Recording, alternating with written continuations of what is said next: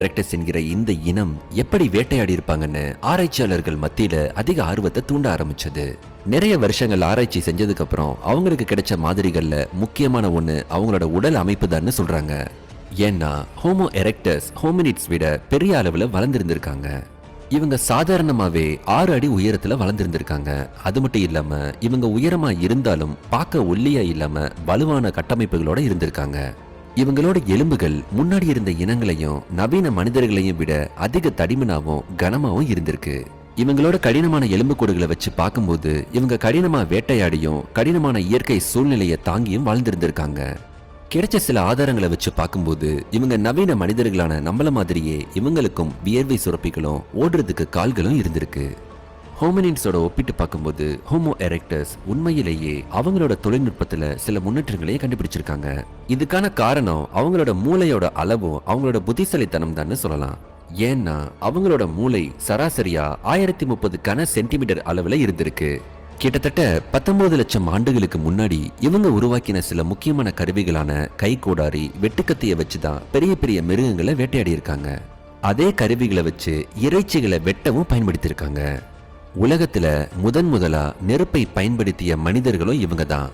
சுமார் 15 லட்சம் வருஷத்துக்கு முன்னாடி இவங்க நெருப்பை பயன்படுத்தினதுக்கான ஆதாரங்கள் கிடைச்சிருக்கு. ஆரம்ப காலத்துல அவங்க சாணம் மாதிரி மெதுவா எரியக்கூடிய பொருட்களை எப்படி பயன்படுத்தணும்னு கத்துக்கிட்டாங்க. இந்த நெருப்பை வெப்பத்துக்கு மட்டும் பயன்படுத்தாம உணவு தயாரிக்கவும் பயன்படுத்தியிருக்காங்க. கிட்டத்தட்ட 4 லட்சம் வருஷத்துக்கு முன்னாடி ஹோமோ எரெக்டஸோட மாதிரிகள் மூலமா இவங்க நெருப்பை எப்படி பயன்படுத்திருக்காங்கன்னு தெரிய வந்திருக்கு. 1962ஆம் வருஷத்துல 17 லட்சம் ஆண்டுகள் பழமையான எரிமலை பாறைகள் கண்டுபிடிச்சாங்க. அதுல மண்ணால உருவாக்கப்பட்ட ஒரு மிகப்பெரிய வட்ட வடிவ தட்டு மாதிரியான பொருள் டான்சானியால கிடைச்சது. இது ஒரு பழமையான மனிதர்கள் உருவாக்கின குடிசையா இருக்கலான்னு சில தியரிஸ்ல சொல்லப்படுது. இதை தொடர்ந்து ஆராய்ச்சி செஞ்சு பார்த்தப்போ இது பாறைகளாலையும் கிளைகளாலையும் கட்டப்பட்ட குடிசைகளும் அதுல தங்குறதுக்கான வசதி இருக்க மாதிரி அமைப்புகளும் இருந்ததா சொல்லப்படுது. இந்த கட்டமைப்புல சில நெருப்பு குழிகள் சுத்தி கட்டப்பட்ட மாதிரி இருந்திருக்கு. இதே மாதிரி 7 லட்சம் ஆண்டுகள் பழமையான ஒரு கண்டுபிடிப்பு ஜெர்மனில இருக்கு.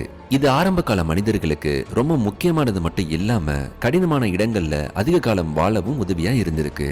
ஹோமோ எரெக்டஸ் ரொம்பவே அதிக காலங்கள் வாழ்ந்திருக்காங்க. ஏன்னா இந்த ஆரம்ப கால மனித இனம் கிட்டத்தட்ட 19 லட்சம் ஆண்டுகள் வாழ்ந்ததாகவும் கடைசியா இந்த இனம் சுமார் 10,08,000 வருஷத்துக்கு முன்னாடி மறைஞ்சு போனதாகவும் ஆதாரங்கள் மூலமா கண்டுபிடிச்சிருக்காங்க. ஹோமோசெபியன்ஸ் கிட்டத்தட்ட 3 லட்சம் வருஷத்துக்கு முன்னாடி மட்டும்தான் இருந்திருக்காங்க. அது மட்டும் இல்லாம அதிக நாட்கள் வாழ்ந்த இனமா 2வது இடத்துல ஹோமோ ஹெபிலிஸ் இனம் இருக்கு.